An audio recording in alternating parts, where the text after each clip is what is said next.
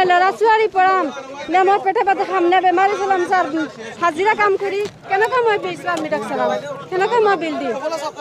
sir বিল বেছি আহে মই গৰীব মানুহ দুখীয়া মানুহ মই ল'ৰা ছোৱালী কেনেকৈ পঢ়াম আৰু বিল কেনেকৈ দিম বেমাৰ আজাৰ ছাৰ আছে 100 পৰা 50 টকালৈকে যেতিয়া আমাৰ এইটো মিটাৰ লগাই হৈছে ডেইলি 50 বা 60 টকা কাটে ডেইলি আমি দুখীয়া মানুহ আমি কেনেকুৱা বিল দিম আমাৰ ঘৰত এটা ফ্ৰিজো নাই এটা মটৰো নাই আমাৰ এটা বাল্ব জ্বলে আৰু এটা ফেন চলি থাকে এমটো আছে এতিয়া আমি দুখীয়া মানুহ আমি কি কৰিম যে অসম চৰকাৰৰ আমাৰ মুখ্যমন্ত্ৰী ছাৰ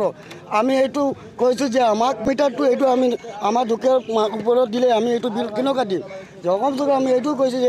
এইটো মিটাৰ দিব লাগে আমাৰ ফুলৰ মিটাৰ দিলে আমাৰ দুখীয়া মানুহে এইবিলাক মিটাৰটো দিব পাৰে এটা কথাটো হ'ল ছাৰ আপোনাৰ পইচা দিলে আৰু জ্বলে লাইনটো মিটাৰো জ্বলি থাকে মোৰ ঘৰত নাই আমি সাধাৰণ কাম কৰা মানুহ হয় আমি কেনেকুৱা আমি বিলটো দিম আৰু কেনেকুৱা আমি খাম আমি দুখীয়া মানুহ গতিকে আমি মুখ্যমন্ত্ৰী ছাৰক আমি অন্তত ধন্যবাদ আমি আমাক সহায় কৰক আৰু এইটো মিটাৰ বন্ধ কৰিব লাগে আমি এইবিলাক ছাৰক আমি কৈছোঁ যে আমাৰ ৰাজহুৱা ছাৰটো এটা বন্ধ কৰিব লাগে থানাত জমা দিম আমাৰ পুৰণা মিটাৰটো লাগিব এইটো লাগিবই আমাৰ ৰিডিং চিটাৰ আমাৰ এইটো মিটাৰ লাগিবই এইটো আমি নচলাও মানে আবেদন জনাইছো চৰকাৰত আমি আবেদন জনাইছো আমাৰ মিটাৰটো ঘূৰাই দিয়ক ৰিডিং চিটাৰ হেতু দিয়ক লাগিলে বিল 2 মাহত 4,500 টকা